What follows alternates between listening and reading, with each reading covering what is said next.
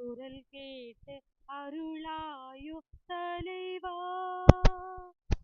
பகை சூழும் இதயத்தின் சுவரை எல்லாம் என் பாசத்தால் தகர்க்கின்ற வரம் கேட்கின்றேன். பகை சூழும் இதயத்தின் சுவரை எல்லாம் என் பாசத்தால் தகர்க்கின்ற வரம் கேட்கின்றேன். புகை சூழ்ந்த இருள் வாழும் மனதில் எல்லாம், புகை சூழ்ந்த இருள் வாழும் மனதில் எல்லாம், உன் பெயர் சொல்லி ஒளியேற்ற உனை கேட்கின்றேன். வரம் கேட்டு வருகின்றேன் இறைவா. என் குரல் கேட்டு அருளாயோ தலைவா.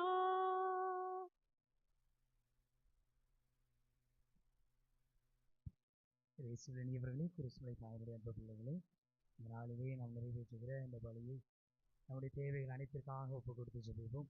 கிறிஸ்துவை தாயினுடைய பரிந்துரையால் ஆண்டவர் நமக்கு எல்லா நலங்களையும் வரங்களையும் ஆசீர்வாதங்களையும் கொடுக்கும்படியாக பலியிலே பக்தியோடு ஜெபிப்போம்.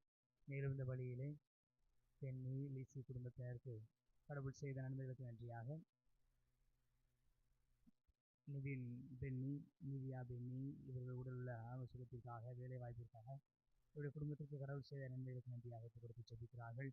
ஜஸ்டின், ஆனந்த், இனிதா குடும்பத்திற்கு கடவுள் செய்து வருகிற எல்லா நன்மைகளுக்கு நன்றியாக குடும்பத்தில் உள்ள அனைவருக்கும் நல்ல சுகம் கிடைக்கும்படியாக பிள்ளைகள் டேனியல், ஜியோ, நதியா படிப்பிலும் ஞானத்திலும் அறிவிலும் ஒழுக்கத்திலும் சிறந்து விளங்கும். ஜியோ 2ஆம் வகுப்பு தேர்விலே நல்ல மதிப்பெண் பெறவும், 10ஆம் வகுப்பு தேர்வு எழுதும் அனைத்து பிள்ளைகளுக்கும் கடவுள் நல்ல ஆசீர்வாதத்தை கொடுத்து எல்லாரும் தேர்ச்சி பெற்று நல்ல சிறப்பான மதிப்பெண்களை பெறுவதற்கான ஆசீர்வாதங்களை கொடுக்கும்படியாக பலியிலே ஜெபிக்கிறார்கள்.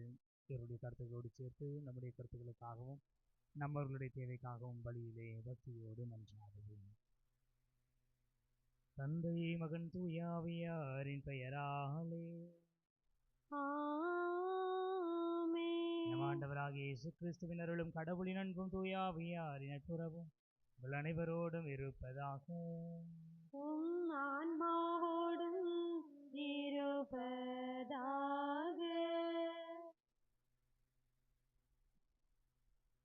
பாரம்பரியமாக தவக்காலத்தின் 4ஆம் ஞாயிறு மகிழும் ஞாயிறு என்று அழைக்கப்படுகிறது. ஒப்புரவை மையமாக கொண்டாட இன்றைய வாசகங்கள் இறைவனின் மாபெரும் இரக்கத்தை எண்ணி மனமகிழ அழைப்பு விடுக்கின்றன. நாம் செய்யும் ஒப்புரவு அருள் சாதனம் நம் பாவிகள் என்பதை சுட்டி காட்டுவதை விட இறைவனின் இரக்கம் எவ்வளவு பெரியது என்பதையே எடுத்து காட்டுகின்றன. இனி நாம் அனைவரும் அடிமைகள் அல்ல, அவருடைய பிள்ளைகள்தாம் என்று நம் அகமகிழ்ந்து கலிகுற முழுமையான மனமாற்றத்தோடு இறைமகன் போன்று இறைவனிடம் திரும்பி வருவோம். கிறிஸ்துவில் மீண்டும் நம் புத்துயிர் பெறுவோம். தூய மறை நிகழ்வுகளை கொண்டாட நாம் தகுதி பெறும் பொருட்டு தடையாக இருக்கக்கூடிய நம்முடைய பாவங்களை ஏற்றுக்கொள்வோம். எல்லாம் வல்ல இறைவனிடமும் சகோதரிகளே, உங்களிடமும் ஏனெனில் சிந்தனையாலும் சொல்லாலும் செயலாலும் கடமையில் தவறியதாலும் பாவங்கள் பல செய்தேன். என் பாவமே, என் பாவமே, என் பெரும் பாவமே. ஆகையால் எப்போதும் புனித மரியாதையும் வானதூதர் புனிதர் அனைவரையும் சகோதர சகோதரிகளையும் நம் இறைவனாகிய ஆண்டவரிடம் எனக்காக வேண்டிக் கொள்ள மன்றாடுகிறேன். எல்லாம் வல்ல இறைவன் மீது இரக்கம் வைத்து நம் பாவங்களை மன்னித்து நம்மை நிலை வாழ்வுக்கு அழைத்து செல்வாராக. ஆண்டவரே இரக்கமாயிரும். ஆண்டவரே இரக்கமாயிரும். கிறிஸ்துவே இரக்கமாயிரும். கிறிஸ்துவே இரக்கமாயிரும். ஆண்டவரே இரக்கமாயிரும். ஆண்டவரே இரக்கமாயிரும். மன்றாடுவோமாக. இறைவா, மனிதரானவும் வாக்கின் வழியாக மனித குலத்தின் ஒப்புரவை வியத்தகு முறையில் செயல்படுத்துகின்றேன். அதனால் ஆர்வமிக்க இறைவற்றாலும் உயிர் துடிப்புள்ள நம்பிக்கையாலும் வரவிருக்கும் பெருவிழாவுக்கு கிறிஸ்தவ மக்கள் விரைந்திட ஆற்றல் பெற அருள் புரிவீராக. உம்மோடு தூயாவியாரின் ஒன்றிப்பில் இறைவனாய் என்றென்று வாழ்ந்து ஆட்சி செய்கின்ற எங்கள் ஆண்டவரும் உம் திருமகனுமாகிய இயேசு கிறிஸ்து வழியாக உம்மை மன்றாடுகிறோம். ஆமென்.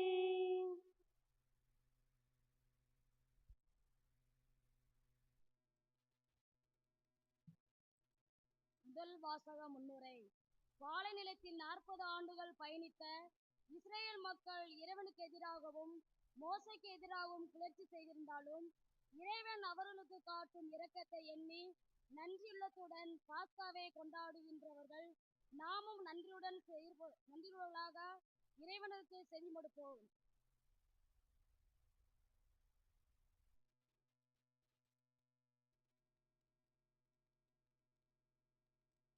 முதல் வாசகம். வாக்களிக்கப்பட்ட நாடு வந்து சேர்ந்த இறைமக்கள் பாஸ்கா கொண்டாடினார்கள். யோசுவா நூலிலிருந்து வாசகம். அதிகாரம் 5, இறை வார்த்தைகள் 5, 10 மற்றும் 12 முடிய. அந்நாட்களில் ஆண்டவர் யோசுவாவிடம், இன்று எகிப்தியரின் பழிச்சொல்லை உங்களிடமிருந்து நீக்கிவிட்டேன் என்றார்.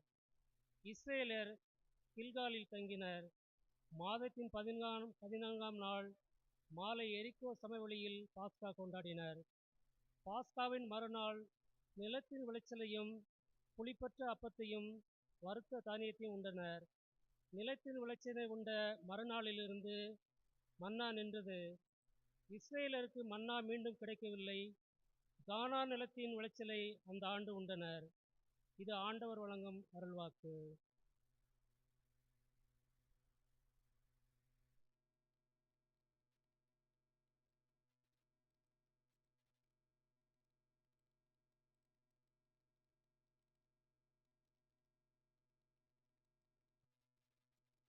திருப்பாடல் 34. நீங்கள் பாட வேண்டிய பல்லவி. ஆண்டவர் எத்துணை இனியவர் என்று சுவைத்து பாருங்கள். ஆண்டவர் எத்துணை இனியவர் என்று சுவைத்து பாருங்கள். ஆண்டவர் எத்துணை இனியவர் என்று சுவைத்து பாருங்கள். சுவைத்து பாருங்கள். ஆண்டவர் எத்துணை இனியவர் என்று சுவைத்து பாருங்கள்.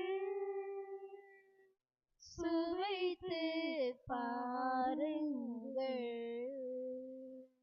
ஆண்டவரை நான் எக்காலமும் போற்றுவேன். அவரது புகழ் எப்பொழுதும் என் நாவில் ஒலிக்கும். நான் ஆண்டவரை பற்றி பெருமையாக பேசுவேன். எளியோர் இது கேட்டு அக்களிப்பார்களாக. ஆண்டவர் எத்துணை இனியவர் என்று சுவைத்து பாருங்கள்.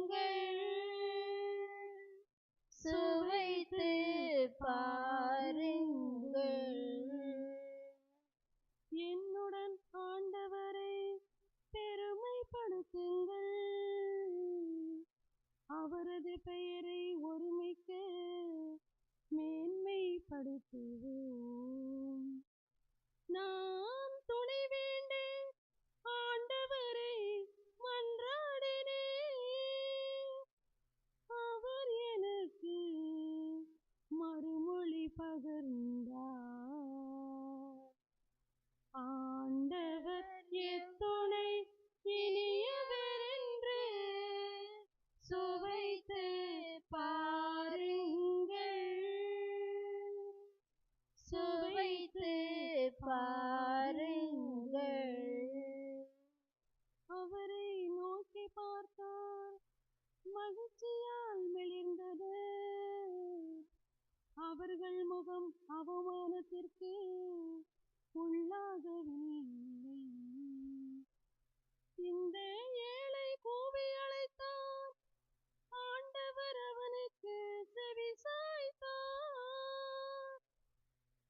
எல்லா நெருக்கடியினின்றும் அவனை விடுவித்து காத்தார். ஆண்டவர் எத்துணை இனியவர் என்று சுவைத்து பாருங்கள், சுவைத்து பாருங்கள்.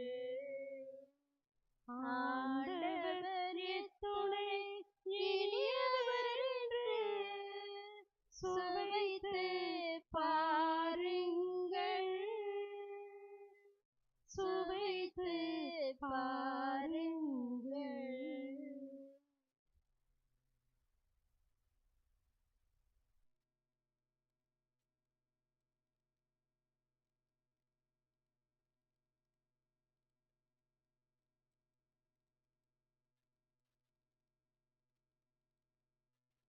இரண்டாம் வாசகம்.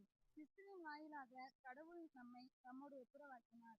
திருத்தூதர் பவுல் கொரிந்தியருக்கு எழுதிய 2ஆம் திருமுகத்திலிருந்து வாசகம். அதிகாரம் 5 வசனங்கள் 17 முதல் 21 வரை. சகோதர சகோதரிகளே, ஒருவர் கிறிஸ்துவோடு இணைந்திருக்கும் போது அவர் புதிதாக படைக்கப்பட்டவராய் இருக்கிறார். பழையன கழிந்து புதியன புகுந்தன அன்றோ. இவை யாவும் கடவுளின் செயலே. அவரே கிறிஸ்துவின் வாயிலாக நம்மை தம்மோடு ஒப்புரவாக்கினார். ஒப்புரவாக்கும் திருப்பலியையும் நமக்கு தந்துள்ளார். உலகினரின் குற்றங்களை பொருட்படுத்தாமல் கடவுள் கிறிஸ்துவின் வாயிலாக அவர்களை தம்மோடு ஒப்புரவாக்கினார். அந்த ஒப்புரவு செய்தியை உங்களிடம் ஒப்படைத்தார். எனவே நாங்கள் கிறிஸ்துவின் தூதுவர்களாய் இருக்கின்றோம். கடவுளை எங்கள் வாயிலாக வேண்டுகோள் விடுக்கிறார். ஆகவே கடவுளோடு ஒப்புரவாகுங்கள் என்று கிறிஸ்துவின் சார்பில் நாங்கள் மன்றாடுகின்றோம். நாம் கிறிஸ்து வழியாக தமக்கு ஒப்புரியவராகுமாறு கடவுள் பாவம் அறியாத அவரை பாவநிலை ஏற்க செய்கிறார். இது ஆண்டவர் வழங்கும் அருள்வாக்கு. இறைவனுக்கு நன்றி. இறைவனின் அருள்மொழி கேட்டிடுவோம், கேட்டு அதன்படி வாழ்ந்திடுவோம்.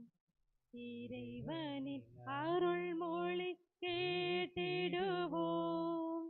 கேட்டு அதன்படி வாழ்ந்திடுவோம்.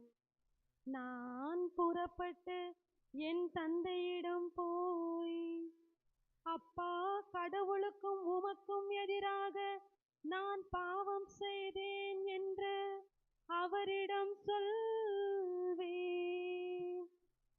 இறைவனின் அருள்மொழி கேட்டிடுவோம், கேட்டு அதன்படி வாழ்ந்திடுவோம். ஆண்டவர் உங்களோடு இருப்பாராக. உம் ஆன்மாவோடும் இருப்பாராக. லூக்கா எழுதிய தூய நற்செய்தியிலிருந்து வாசகம். ஆண்டவரே, மாட்சி உமக்கே.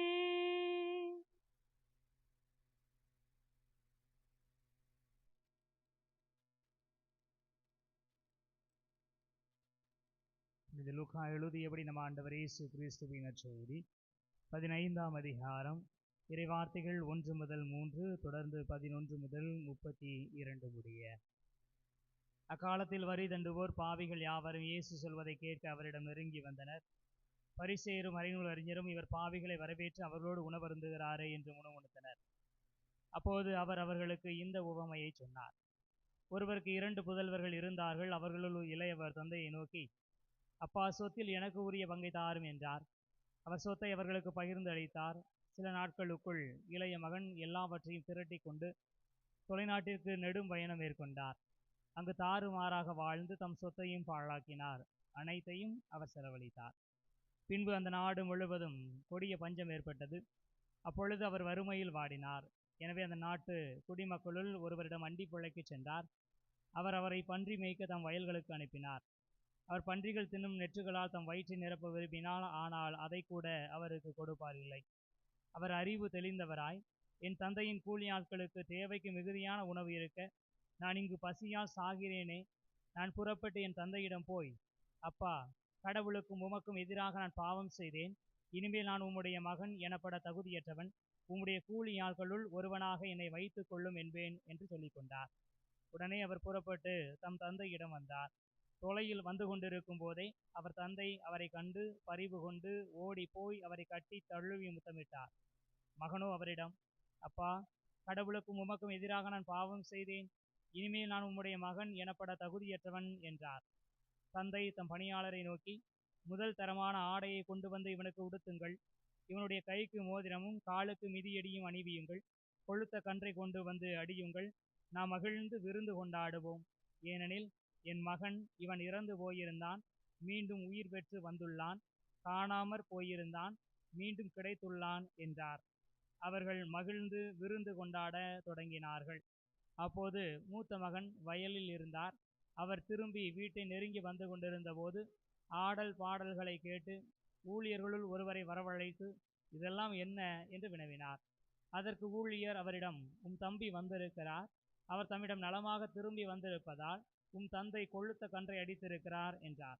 அவர் சினமுற்று உள்ளே போக விருப்பம் இல்லாதிருந்தார். உடனே அவருடைய தந்தை வெளியே வந்து அவரை உள்ளே வருமாறு கெஞ்சி கேட்டார். அதற்கு அவர் தந்தையிடம், பாரும், இத்தனை ஆண்டுகளாக நான் அடிமை போன்று உமக்கு வேலை செய்து வருகிறேன். உம் கட்டளைகளை ஒருபோதும் மீறியதில்லை. ஆயினும் என் நண்பரோடு நான் மகிழ்ந்து கொண்டாட ஒரு ஆட்டுக்குட்டியை கூட என்றுமே நீர் தந்ததில்லை.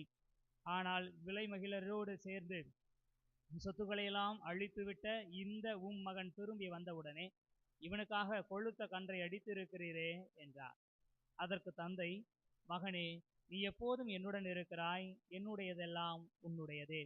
இப்போது நாம் மகிழ்ந்து கொண்டாடி இன்புற வேண்டும். ஏனெனில் உன் தம்பி இவன் இறந்து போயிருந்தான், மீண்டும் உயிர் பெற்றுள்ளான். காணாமற் போயிருந்தான், மீண்டும் கிடைத்துள்ளான் என்றார். ஆண்டவரின் அருள்வாக்கு. கிறிஸ்துவே உமக்கு புகழ். இயேசுவில் இனியவர்களே, தவக்காலத்தின் 4வது ஞாயிறை அகமகிழ் ஞாயிறு என்று சொல்லுகிறார். ஏன் இது மகிழ்ச்சியின் ஞாயிறு? வெகு விரைவிலே நாம் உயிர்ப்பு ஞாயிறை அணுக இருக்கிறோம். எனவே உயிர்ப்பு ஞாயிறுக்கு பக்கத்தில் வந்துவிட்டோம் என்பதனால் மகிழ்ச்சி ஞாயிறு. இன்னொன்று சொல்கிறார்கள், திருச்சபையினுடைய ஒரு பாரம்பரியம், இந்த ஞாயிற்றுக்கிழமையிலே, தவக்காலத்தின் இந்த ஞாயிற்றுக்கிழமையில்தான் புதுமுக அருள் சாதனம், அதாவது திருமுழுக்கு பெற இருக்கிறவர்கள் தங்களுடைய பெயர்களை பதிவு செய்து அதற்கான தயாரிப்பில் அவர் இறங்குவார்கள். நம்ம ஞானஸ்தானம்னா நேற்று சொல்லி இன்னைக்கு கொடுத்துருவோம், இன்னைக்கு சொல்லி நாளைக்கு கொடுத்துருவோம், அவ்வளோதான். பிள்ளைகளுக்கு ஞானஸ்தானத்துக்கு பெரிய தயாரிப்புலாம் இருக்கிறது இல்லை. அதிகபட்சம் பண்ணுறது என்னது, பெற்றோர்களும் ஞான பெற்றோர்களும் பாவ சங்கீர்த்தனை செய்வாங்க, அவ்வளோ. ஆனால் தொடக்க காலத்திலே இதற்கென்று ஒரு சிறப்பான தயாரிப்பு இருந்தது. எனவே இந்த ஞாயிற்றுக்கிழமை அன்று, தவக்காலத்தின் 4ஆம் ஞாயிற்றுக்கிழமை அன்று யாரெல்லாம் திருமுழுக்கு பெற விரும்புகிறார்களோ அவர்களுக்கான தயாரிப்பின் ஒரு நிகழ்வாகவும் ஆய்வின் ஒரு நிகழ்வாக, அவங்க தயாராக இருக்கிறாங்களா, தகுதியோடு இருக்கிறாங்களா, அவங்களுக்கு ஞானஸ்தானம் கொடுத்தா கிறிஸ்துவோடைய வாழ்க்கையினுடைய நம்பிக்கையை அவர்களால் வாழ்ந்து காட்ட முடியுமா, கொடிய வாதைகள் எல்லாம் நேரிடும், துன்பங்கள் எல்லாம் நேரிடும், அந்த சூழ்நிலையில் இவர்களால் அதை எதிர்கொண்டு கிறிஸ்தவ நம்பிக்கையை காப்பாற்றிக் கொள்ள முடியுமா என்பதை போன்றெல்லாம் ஆய்வுகளை செய்வார்கள். கேள்வி கேட்டல் மூலமாக நம்பிக்கையை ஆய்வு செய்கிற அவர்கள். எனவே நம்மிடையே திருமுழுக்கு பெற்று நம்முடைய சமூகத்தில் ஒரு அங்கத்தினராக மாறப்போகிற மக்களை நாம் சந்திக்கிறோம் என்கிற மகிழ்ச்சியையும் அவர்கள் கொண்டாடுகிறார். எனவே 2 வகையிலே மணமகிழ் ஞாயிறாக இந்த நாள் கொண்டாடப்படுகிறது. இது பின்புலமாக இருக்கிறது. இனி இவர்களை இந்த மணமகிழ் ஞாயிற்றுக்கிழமையிலே நாம் மகிழ்ச்சியை பெற்றுக்கொள்வதற்கான காரணத்தை இன்றைய நற்செய்தி வாசகத்தை நாம் பார்க்கிறோம். நற்செய்தி வாசகம் நாம் ஏன் மகிழ்ச்சியாக இருக்க வேண்டும் என்கிற ஒரு செய்தியை சொல்லுகிறது. 2 பிள்ளைகள் இருக்கிறார்கள். ஒருவன் தந்தையை விட்டு பிரிந்து சொத்துக்களுக்கு பின்பாக, உலக சுகங்களுக்கு பின்பாக சென்றாலும் அது எல்லாம் வீண், ஆண்டவரோடு இருப்பது மட்டும்தான் மிகப்பெரிய மகிழ்ச்சியை கொடுக்கும் என்று நம்பி திரும்பி வந்தவன். மூத்த மகன் ஆண்டவரோடு அல்லது தந்தையோடு இருக்கிறார். தந்தையோடு இருக்கிற எல்லா செல்வங்களையும் அவர் அனுபவிக்கிறார். ஆனாலும் அடிமை மனநிலையில் தான் அந்த இல்லத்தை சாராதவன் என்கிற உணர்வில் வாழுகிறார். எனவே கடவுளோடு இருக்கிறேன், கடவுள் சார்ந்த காரியங்களை செய்கிறேன், எனக்கு மகிழ்ச்சி கிடைத்து விடுமா? நான் ஆண்டவரோடு இருக்கிறேன் என்கிற உணர்வு யாரிடம் இல்லையோ அவர்களுக்கு அந்த மகிழ்ச்சி கிடைக்காது. ஆண்டவரை விட்டு ஏதோ ஒரு சூழ்நிலையில், கால சூழ்நிலையோ அல்லது என்னுடைய சொந்த விருப்பினாலோ அறிவினாலோ நான் உந்தப்பட்டு ஆண்டவரிடமிருந்து நான் பிரிந்து சென்று விட்டேன். ஆனால் என்னுடைய மனம் ஆண்டவரை நோக்கி திரும்புகிற வேளையிலே உடனடியாக நான் ஆண்டவரை தேடி வந்து ஆண்டவரோடு இரண்டர கலந்து விட்டேன் என்று சொன்னால் என்னுடைய பழைய பாவங்களை எல்லாம் கடவுள் மன்னித்து விட்டு புதிய வாழ்விற்கு என்னை தயாரிக்கிறார், அவரோடு இணைத்துக் கொள்கிறார். எனவே ஆண்டவரோடு இணைந்த நிலையில் மகிழ்கிறேன். இதைத்தான் பவுலடிகளார் சொல்லுவார் பிலிப்பியர்களது திருமுகம் 4ஆம் அதிகாரம் 4வது இறைவார்த்தையிலே, ஆண்டவரோடு இணைந்து மகிழுங்கள், மீண்டும் கூறுகிறேன் மகிழுங்கள். இனி இவர்களை ஆண்டவரோடு இணைகிற பொழுது எப்படி மகிழ்ச்சி கிடைக்கும், அல்லது எந்த விதத்தில் அந்த மகிழ்ச்சியை பெற்றுக்கொள்ள முடியும்? நான் ஒருவருக்கு எதிராக தவறு செய்திருக்கிறேன், அந்த தவறுக்கு நான் மன்னிப்பு கேட்கிறேன், அவரும் என்னை மன்னித்து விட்டார். நான் அவரை பார்க்கிற பொழுது எங்களுக்குள் மன்னிப்பு இருக்கிறது, ஆனால் மறதி இல்லை. எனவே தவறுகள் மீண்டுமாக நினைவுக்கு வருகிற பொழுது அவரோ நானோ அதை நினைத்து பார்க்கிற வேளையில் சில நேரங்களில் நமக்கு ஒரு நெருடல் வருகிறது. அவரை பார்த்து அப்படி சொல்லிட்டேனே என்கிற ஒரு, இவங்க கூட சண்டை போட்டானே அப்படிங்கிற ஒரு வருத்தம் எப்பொழுதுமே இருக்கும். ஆனால் கடவுளிடம் திரும்பி செல்கிற பொழுது இந்த மனநிலை ஒருபோதும் ஏற்படுவது இல்லை. கடவுள் குற்ற உணர்வுகளை அகற்றுகிறார், உன் பாவங்களை மன்னிக்கிறார், உன் நோய்களை குணமாக்குகிறார் என்று சொல்லி திருப்பாடல் 103 சொல்கிறது. கடவுள் நம்முடைய குற்றங்களை வெறுமனே மன்னிப்பவர் அல்ல. விவிலியத்தின் அடிப்படையிலே அவர் உன்னுடைய குற்றங்களை தனது முதுகுக்கு பின்னால் எறிந்து விட்டார், அவர் திரும்பி பார்க்க மாட்டார், மீண்டும் நினைவு கூற மாட்டார் என்று சொல்லப்படுகிறது. கடவுளிடம் நாம் மன்னிப்பு கேட்டு அவரோடு ஒப்புரவாகிற சூழலில் நடக்கிற காரியம் என்ன? ஆண்டவர் நம்ம இன்னும் அதிகமாக ஆசீர்வதிக்கிறார். அந்த ஆசீர்வாதத்தை தான் இன்றைய நற்செய்தி வாசகத்திலே இரு மகன்கள் உவமையிலே அல்லது ஊதாரி மைந்தன் உவமையிலே நாம் சிறப்பாக கண்டுகொள்கிறோம். இளைய மகன் தந்தை உயிரோடு இருக்கிற பொழுது தந்தை இறந்தவுடன் செய்ய வேண்டிய காரியத்தை செய்கிறான். யூத சமூகத்தை அடிப்படையிலே தந்தை இறந்த பிறகுதான் சொத்துக்கள் பிரிக்கப்படும். சொத்துக்கள் பிரிக்கப்படுகிறது என்று சொன்னால் தந்தை இறந்து விட்டார் என்று பொருள். தந்தை உயிரோடு இருக்கிற பொழுதே எனக்குரிய பங்கை தாரும் என்று சொன்னால் இளைய மகன் எதிர்மறையாக என்ன சொல்ல விரும்புகிறார்? இருந்தா என்ன இல்லாட்டி என்ன, எனக்கு தேவை சொத்தை கொடு. தந்தையே வேண்டாம் சொத்து போதும் என்று சொல்லி எடுத்துக்கொண்டு செல்கிற இளைய மகன் அவையெல்லாம் செலவழிந்த பின் என்ன செய்வது என்று தெரியாமல் அலைந்து திரிகிறான், பன்றி மேய்க்கிறான். பன்றிக்கு கூட உணவு கிடைக்கிறது, அவனுக்கு உணவு கிடைக்கவில்லை. பன்றி தின்கிற நெற்றுகளால் தன் வயிற்றை நிரப்பினார், ஆனால் அதை கூட கொடுப்பார் இல்லை என்று சொன்னால் அவன் பன்றிகளை மேய்க்கிறான். அவன் மேய்க்கிற பன்னிகள் வயிறார உண்கின்றன, ஆனால் பன்றிகளை மேய்க்கிற அவன் சாப்பிடுவது கூட வழி இல்லாமல் இருக்கிறான். பன்றியின் உணவு கூட அவனுக்கு கிடைக்கவில்லை.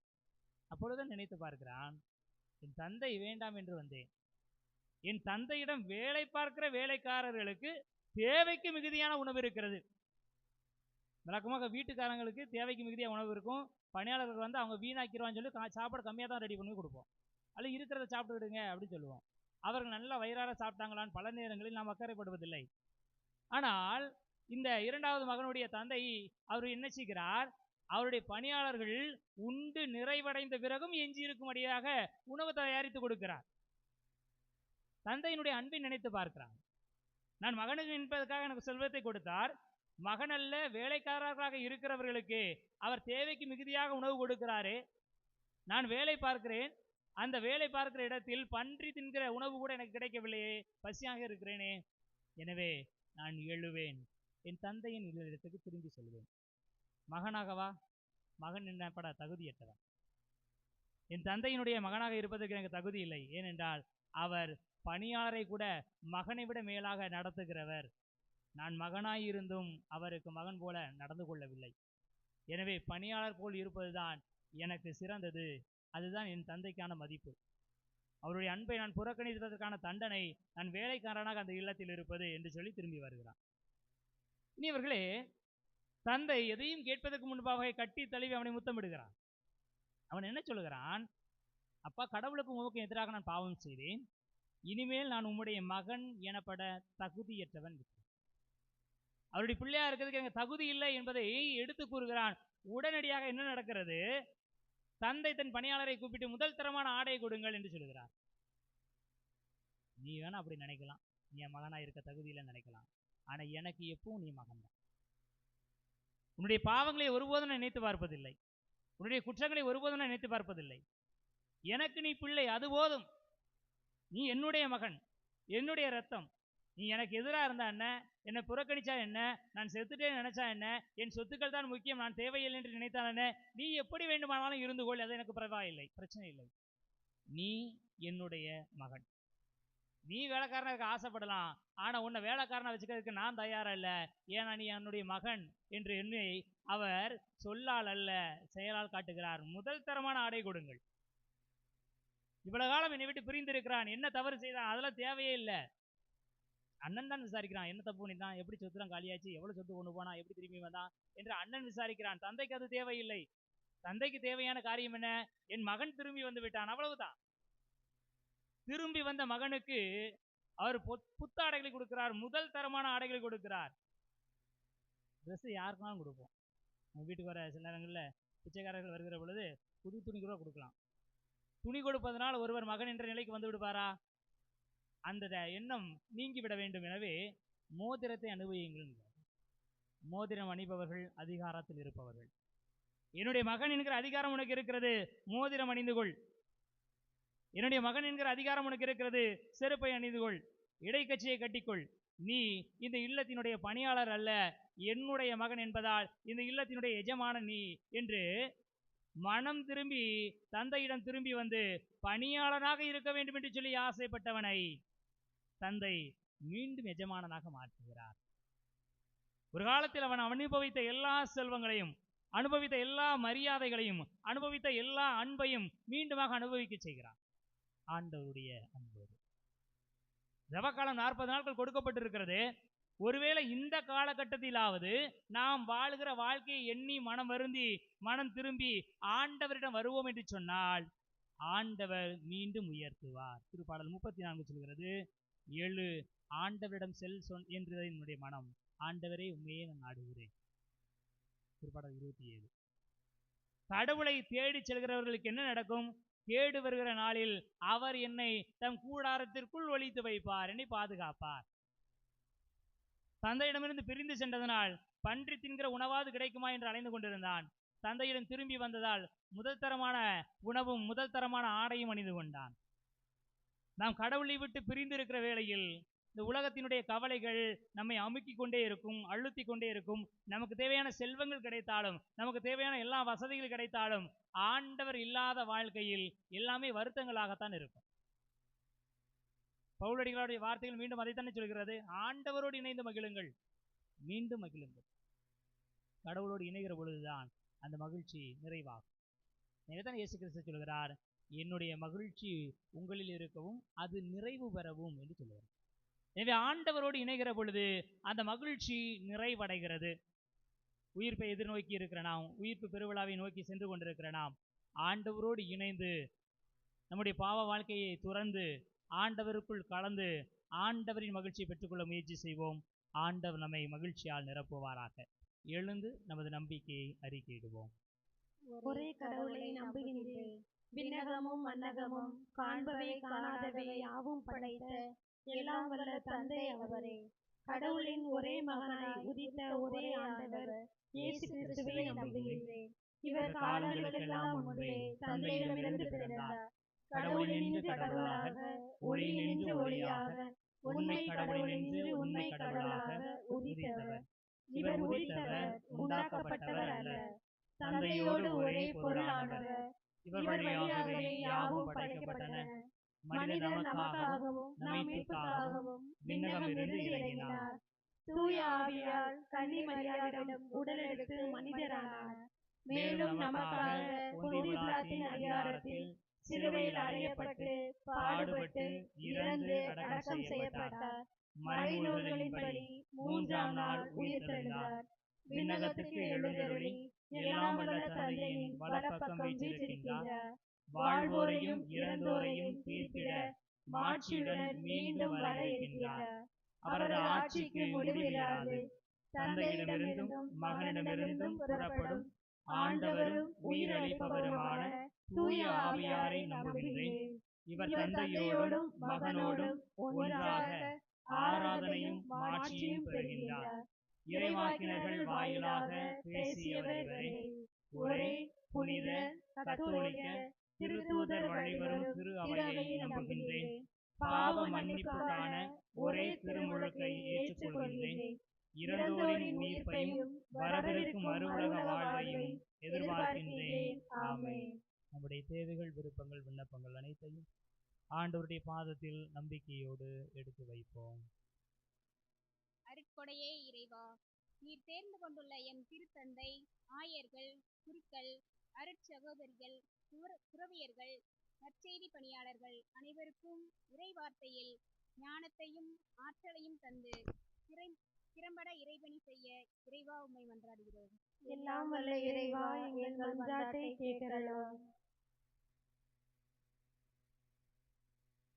தேர்ந்து கொண்ட ஆண்டவரே, உமது பிள்ளைகளாகிய நாங்கள் அனைவரும் எங்கள் நற்செயல்களால் உமது அன்பில் நிலைத்து வாழவும், பகை, வெறுப்பு, மன்னிக்கத்தகாத மனநிலை இவற்றிலிருந்து விடுபட்டு உன் சாயலை மக்கள் அனைவரிலும் கண்டு மகிழ்வோடு வாழ கரம் பெற இறைவா உம்மை மன்றாடுகிறோம். எல்லாம் வல்ல இறைவா, எங்கள் மன்றாட்டை கேட்டருளும். எல்லையில்லாத அன்பால் என்னை காக்கும் ஆண்டவரே, இன்றைய நற்செய்தியில் கூறப்பட்ட இளைய மகன் போன்று மனம் திரும்பி உம்மிடம் வரவும், எம்மோடு வாழும் சகோதர சகோதரிகளோடு நல்லுறவுடன் வாழவும் தேவையான வரம் தர இறைவா உம்மை மன்றாடுகிறோம். எல்லாம் வல்ல இறைவா, எங்கள் மன்றாட்டை கேட்டருளும். அன்பின் இறைவா, இத்தவக்காலத்தில் உணவில் மட்டும் நோன்பு இருக்காமல் எங்கள் வார்த்தைகளில், பார்வையில், மற்றவர்களை பார்த்து குறை பேசுவதில் போன்ற தவறான வாழ்க்கையிலிருந்து விலகி உம்மை நெருங்கி வர இறைவா உம்மை மன்றாடுகின்றோம். எல்லாம் வல்ல இறைவா, எங்கள் மன்றாட்டை கேட்டருளும். கிறிஸ்துவோடு இணைந்து எம்மை புது படைப்பாக மாற்றிய இறைவா, பாடுகள், துன்பம், சாவு வழியாகவே மாட்சிமை மிகுந்த உமது விண்ணக மகிழ்ச்சியில் பங்கேற்க முடியும் என்னும் உண்மையை உயிர்த்துணர்ந்து நாங்கள் அதற்கு தகுதியுள்ளவர்களாக எம்மை மாற்றிட வரமளிக்க வேண்டும் என்று இறைவா உம்மை மன்றாடுகின்றோம். எல்லாம் வல்ல இறைவா, எங்கள் மன்றாட்டை கேட்டருளும். நம்முடைய தனிப்பட்ட தேவைகளுக்காக அமைதியில் மன்றாடுவோம். ஆண்டவரே, உம்மை தேடி வருவதற்காக, உம்மோடு உள்ள எங்களுடைய உறவை புதுப்பித்துக் கொள்வதற்காக இந்த தவக்காலத்தை ஏற்படுத்தினேன். நன்றி உணர்வோடு உம்மை நோக்கி பார்க்கிறோம். இந்த நாட்களிலே ஆண்டவரே, உங்களுடைய வாழ்க்கையில் நாங்கள் மாற்றத்தை காணவும், உம்மிடமிருந்து பிரிந்து சென்ற எல்லா தொலைவுகளையும் மீண்டும் கடந்து உம்மிடமே திரும்பி வரவும், உமது வழியாக எங்களுடைய வாழ்க்கையின் எல்லா ஆசீர்வாதங்களையும் மகிழ்ச்சியும் கண்டுகொள்ள வேண்டும் என்று எங்கள் ஆண்டவராகிய கிறிஸ்து வழியாக உம்மை மன்றாடுகிறோம். ஆமென். அன்பின் பலியாய் ஏற்பாய், உம்மை அணுகிடும் எளியவர் வேண்டுதல் கேட்பாய். அன்பின் பலியாய் ஏற்பாய், புண்படும் மனதின் துயர் தீர்ப்பாய். புண்படும் மனதின் துயர் தீர்ப்பாய், எம்மை புண்ணிய வாழ்வில் நிலை பெறச் செய்வாய். அன்பின் பலியாய் ஏற்பாய், படைப்பின் மீதே பரிவிருக்க அந்த பரிவால் உன் மகன் உயிர் கொடுக்க. படைப்பின் மீதே பரிவிருக்க அந்த பரிவால் உன் மகன் உயிர் கொடுக்க. படைப்பே உம்மால் மகிழ்ந்திருக்க, படைப்பே உம்மால் மகிழ்ந்திருக்க, உம்மில் படைத்தோம் தூய்மை நிறைந்திருக்க. அன்பின் பலியாய் ஏற்பாய், உம்மை அணுகிடும் எளியவர் வேண்டுதல் கேட்பாய். அன்பின் பலியாய் ஏற்பாய்.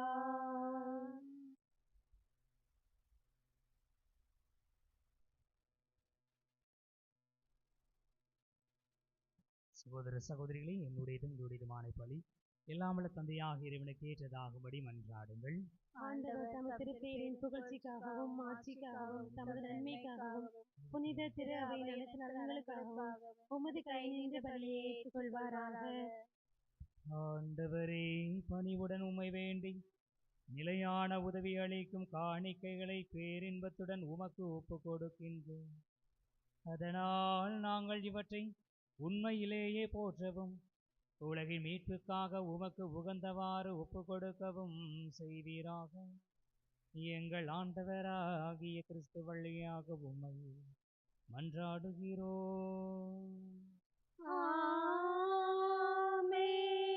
ஆண்டவர் உங்களோடு இருப்பாராக.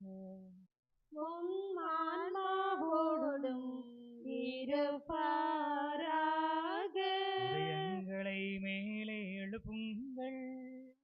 ஆண்டவரிடம் எழுப்பியுள்ளோம். நம் இறைவனாகிய ஆண்டவருக்கு நன்றி கூறுவோம். அது தகுதியும் நீதியுமானது. ஆண்டவரை தூயவரான தந்தையே, என்றும் உள்ள எல்லாம் வல்ல இறைவா, என்னாலும் எவ்விடத்திலும் நாங்கள் உமக்கு நன்றி செலுத்துவது மெய்யாகவே தகுதியும் நீதியும் ஆகும். எங்கள் கடமையும் மீட்புக்கு உரிய செயலுமாகும். உம்முடைய பிள்ளைகளின் உள்ளங்களை தூய்மைப்படுத்தி புதுப்பிக்க பயனுள்ள சிறப்பான காலத்தை ஏற்படுத்தினீர். அதனால் நாங்கள் மட்டுமீறிய பற்றுதல்களிலிருந்து விடுதலை பெற்று நிலையற்றவற்றில் மனதை ஈடுபடுத்தாது நிலையானவற்றில் மேன்மேலும் மனதை செலுத்துமாறு எங்களை தூண்டுகின்ற காலம் இதுவே. ஆகவே புனிதர் வானதூதர் அனைவரோடும் சேர்ந்து நாங்கள் உம்மை புகழ்ந்தேத்தி முடிவின்றி பாடுவதாவது: தூயவர் தூயவர் தூயவர் வான்படைகளின் கடவுளாம் ஆண்டவர். விண்ணகமும் மண்ணகமும் உமது மாட்சியால் நிறைந்துள்ளன. உன்னதங்களிலே ஓசன்னா, உன்னதங்களிலே ஓசன்னா. ஆண்டவர் பெயரால் வருகிறவர் ஆசி பெற்றவர். உன்னதங்களிலே ஓசன்னா, உன்னதங்களிலே ஓசன்னா.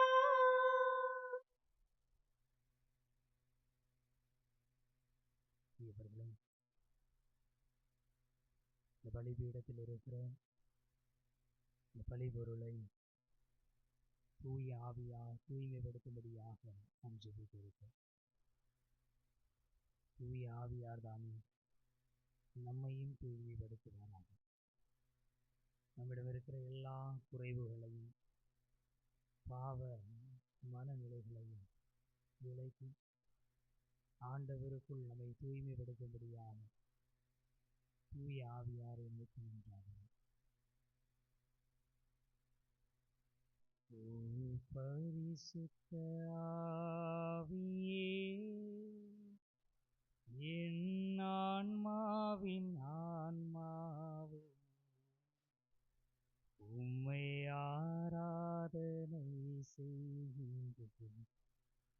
இறைவா, ஆராதனை செய்கின்றேன். ஓ பரிசுத்த ஆவியே, என் ஆன்மாவின் ஆன்மாவே, உம்மை ஆராதனை செய்கின்றேன். இறைவா, ஆராதனை செய்கின்றேன். என்னை ஒளிரச் செய்து வழிகாட்டும் புது வலுவூட்டி என்னை தேற்றும். என் கடமை என்னவென்று காட்டும், அதை தூண்டும்.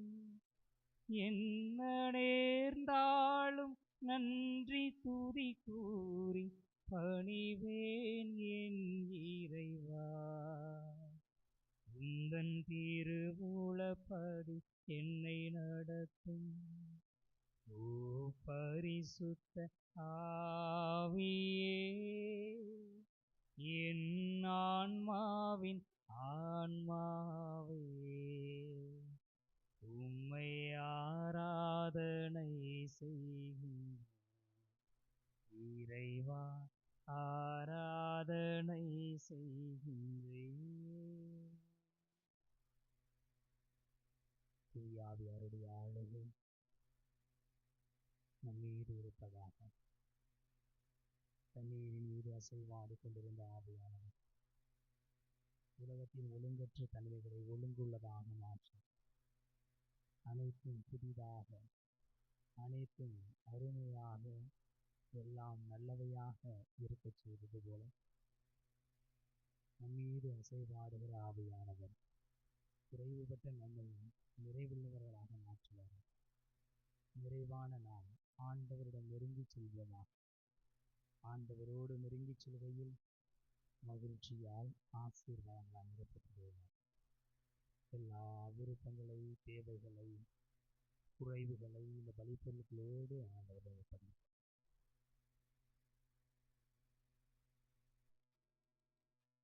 ஆண்டவரே நிர்மையாகவே தூயவர், தூய்மை அனைத்துக்கும் ஊற்று. ஆகவே உம்முடைய ஆவியை பொழிந்து காணிக்கைகளை தூய்மைப்படுத்தமை வேண்டுகின்றோம். இவ்வாறு எங்கள் ஆண்டவர் இயேசு கிறிஸ்துவின் உடலும் இரத்தமுமாக எங்களுக்கு இவை மாறுவனவாக. பாடுபட உளங்கொண்டு உம்மை கையெழுத்த வேண்டும். அப்பத்தை எடுத்து நன்றி செலுத்தி அதை பிட்டு தம் சீடர்களுக்கு அளித்து கூறியதாவது, அனைவரும் இதிலிருந்து பெற்று உண்ணுங்கள், ஏனெனில் இது உங்களுக்காக கையளிக்கப்படும் என் உடல்.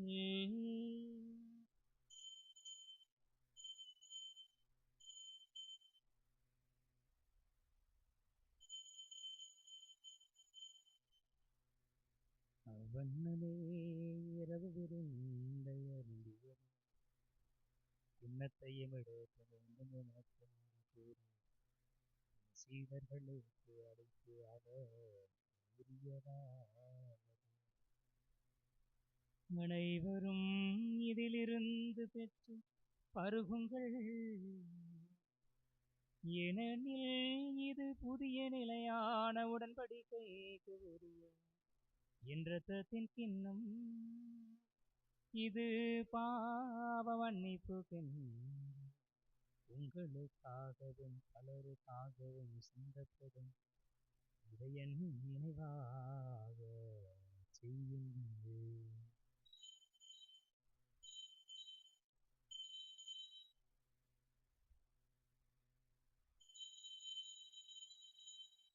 நம்பிக்கையின் மறை பொருள். ஆண்டவரே நீர் வருமளவும் உமது இறப்பினை அறிக்கையிடுகின்றோம், உமது உயிர்ப்பினையும் எடுத்துரைக்கின்றோம். ஆகவே ஆண்டவரே, நாங்கள் கிறிஸ்துவின் இறப்பினையும் உயிர்ப்பினையும் நினைவு கூர்ந்து வாழ்வு தரும் அப்பத்தையும் மீட்பளிக்கும் கிண்ணத்தையும் ஒப்புக் கொடுக்கின்றோம். உம் திருமணம் என்று எமக்கு ஊழியம் புரிய தகுந்தவர்கள் என எங்களை ஏற்றுக்கொண்டீர். எனவே எமக்கு நன்றி செலுத்துகின்றோம். மேலும் கிறிஸ்துவின் உடலிலும் இரத்தத்திலும் பங்கு கொள்ளும் எங்களை தூய ஆவியார் ஒன்று சேர்க்க வேண்டும் என உம்மை தாழ்மையுடன் மன்றாடுகிறோம். ஆண்டவரே, உலகெங்கும் பரவி இருக்கும் அது திரு அவையை நினைவு கூர்ந்தருளும். எங்கள் திருத்தந்தை பிரான்சிஸ், எங்கள் ஆயர் அந்தோனிசாமி, எல்லா திருநிலையினராகிய அனைவரோடும் உமது திரு அவை அன்பில் நிறைவு பெறச் செய்தருளும். மேலும் உயிர்த்தெழும் எதிர்நோக்குடன் துயில் கொள்ளும் எங்கள் சகோதரர் சகோதரிகளையும் இறந்தோர் அனைவரையும் இரக்கத்துடன் நினைவு கூர்ந்து உமது திருமுக ஒளியினுள் ஏற்றருளும். எங்கள் அனைவர் மீதும் இரக்கமாயிரும். கடவுளின் கன்னி தாயான புனித மரியா, அவருடைய அன்பு கணவரான புனித யோசேப்பு, புனித திருத்தூதர்கள், இவ்வுலகில் உகந்தவராய் இருந்தோர் ஆகிய புனிதர் அனைவருடனும் நாங்கள் நிலை வாழ்வில் பங்கு கொள்ளும் தகுதி பெற்று திருமகன் இயேசு கிறிஸ்து வழியாக உம்மை புகழ்ந்தேத்தும் வரமருள உம்மை மன்றாடுகிறோம். இவர் வழியாக இவரோடு இவரில் எல்லாம் வல்ல இறைவனாகிய தந்தையே, தூய ஆவியாரின் ஒன்றிப்பில் எல்லா புகழும் மாட்சியும் என்றென்றும் உமக்கு உரியதே. ஆமென். ஆமென்.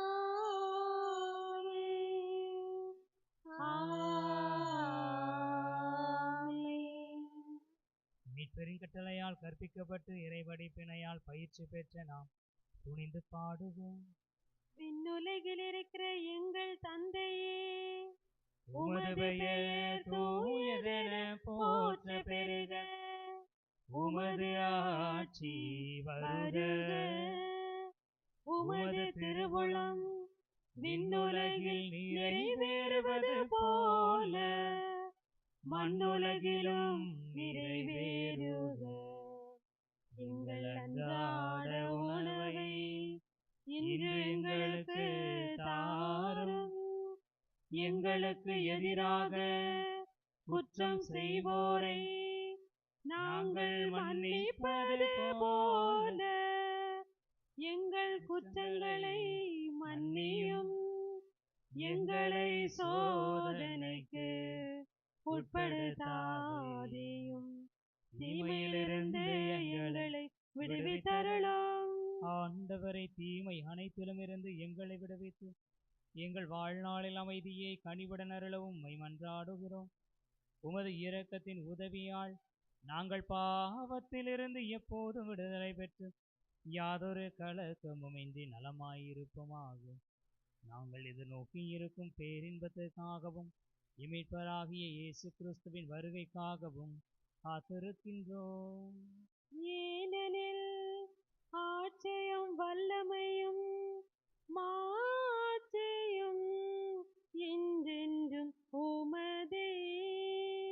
ஆண்டவரே இயேசு கிறிஸ்துவே, அமைதியை உங்களுக்கு விட்டுச் செல்கிறேன், என் அமைதியையே உங்களுக்கு அளிக்கின்றேன் என்று உம் திருத்தூதர்களுக்கு மொழிந்தீரே. எங்கள் பாவங்களை பாராமல் உமது திரு அவையின் நம்பிக்கையை கண்ணோக்கி உமது திருவுளத்திற்கு ஏற்ப அதற்கு அமைதியையும் ஒற்றுமையையும் அளித்தருள்வீராக. என்றென்றும் வாழ்ந்து ஆட்சி செய்கின்றவர் நீரே. ஆமென். ஆண்டவருடைய அமைதி உங்களோடு என்றும் இருப்பதாக. உம் ஆன்மாவோடும் இருப்பதாக. ஒருவருக்கொருவர் அமைதியை பகிர்ந்து கொள்வோம். உலகின் பாவம் போக்கும் இறைவனின் செம்மறியே, எங்கள் மேல் இரக்கம் வையும். உலகின் பாவம் போக்கும் இறைவனின் செம்மறியே, எங்கள் மேல் இரக்கம் வையும். உலகின் பாவம் போக்கும் இறைவனின் செம்மறியே, எங்களுக்கு அமைதி அருளும்.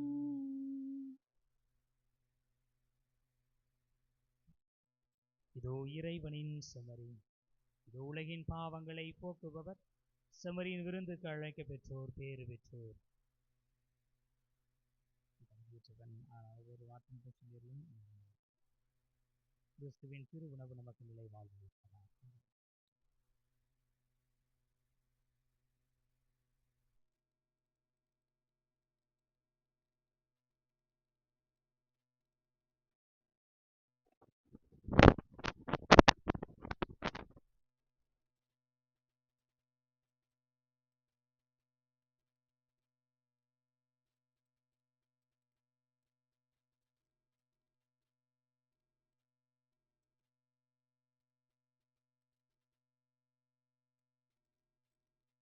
உறவு ஒன்று உலகில் தேடி அலைந்து நான் தெரிந்தேன்.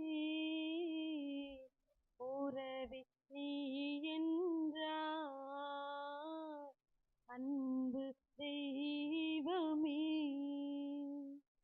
உறவு ஒன்று உலகில் தேடி அலைந்து நான் தெரிந்தேன். உறவே நீ என்றார் அன்பு தெய்வமே. உறவே வா உயிரே வா எழுந்து வா மகிழ்ந்து வா. உறவே வா உயிரே வா எழுந்து வா மகிழ்ந்து வா. உறவு ஒன்று உலகில் தேடி அலைந்து நான் தெரிந்தேன். உறவே நீ என்றார் அன்பு தெய்வமே. உள்ளமெனும் கோயிலில் உறவென்னும் தீபமே. வாழ்வென்னும் சோலையில் வந்திடும் வசந்தமே. உள்ளமெனும் கோவிலில் உறவென்னும் தீபமே. வாழ்வெனும் சோலையில் வந்திடும் வசந்தமே. அன்பனே நண்பனே உன்னை அழைத்தேன் வா. ஆன்ம உணவே அருளின் வடிவே அடியேன் இல்லம் வா. உறவின் தெய்வமே என்னில் உறைந்திடவா. அன்பின் சங்கமமே என்னில் தங்கிடவா. உறவு ஒன்று உலகில் தேடி அலைந்து நான் தெரிந்தேன். உறவே நீ என்றார் அன்பு தெய்வமே. மகனே, நீ மகிழ்ந்து இன்புற வேண்டும், ஏனெனில் உன் தம்பி இவன் இறந்து போயிருந்தான், மீண்டும் உயிர் பெற்றுள்ளான். காணாமற் போயிருந்தான், மீண்டும் கிடைத்துள்ளான். நன்றி கூறி மன்றாடுவோமாக. இறைவா, இவ்வுலகுக்கு வரும் ஒவ்வொரு மனிதரையும் ஒளிர்விக்கின்ற நீர், எங்கள் இதயங்களை உமது அருளின் சுடரால் ஒளிர்வித்தருள உம்மை வேண்டுகிறோம். அதனால் உமது மாண்புக்கு தகுதியானதையும் விருப்பமானதையும் என்றும் நினைவில் கொண்டு உம்மை நேர்மையாக அன்பு செய்ய வலிமை பெறுவோமாக. எங்கள் ஆண்டவராகிய கிறிஸ்து வழியாக உம்மை மன்றாடுகிறோம். ஆமென். ஆண்டவர் உங்களோடு இருப்பாராக. உம் ஆன்மாவோடும் இருப்பாராக. இறையாசிற்கு தலைவணங்குவோம். ஆண்டவரை, தாழ்மையுடன் உம்மை நோக்கி மன்றாடுவோரை காத்து வலுவற்றோரை தாங்கிக் கொள்ளும். சாவி நிழலில் நடப்போரை உமது நிலையான ஒளியால் உயிர் பெற்ற செய்தருளும். தீமை அனைத்திலுமிருந்து உமது இரக்கத்தால் அவர்களை விடுவித்து நிறைவான நன்மைக்கு அவர்கள் வந்து சேர அருள் புரிவீராக. எங்கள் ஆண்டவராகிய கிறிஸ்து வழியாக உம்மை மன்றாடுகிறோம். ஆமென். எல்லாம் வல்ல இறைவன் தந்தை, மகன், தூய ஆவியார் உங்களுக்கு ஆசி வழங்குவாராக. ஆமென். சென்று வாருங்கள், திருப்பலி நிறைவேறிற்று. இறைவனுக்கு நன்றி. இடைவிடா சகாயமாதா இணையில்லா தேவமாதா பாவ பாவவினை தீர்ப்பாள் பதமுனை சேர்ப்பாள் நிதம் துணை கேட்பாய் இடைவிடா சகாயமாதா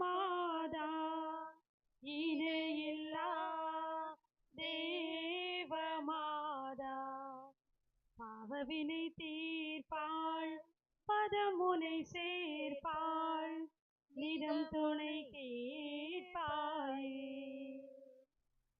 ஆராத மனப்புண்ணை ஆற்றிடுவாய் அன்னை தீராத துயர் தன்னை தீர்த்திடுவாள்